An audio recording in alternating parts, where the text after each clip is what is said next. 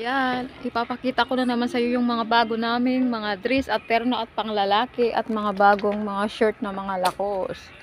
So mga scorpions namin at mga sando namin na mga bago.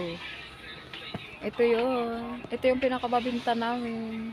At ito yung mga bago namin mga sando. Ayan.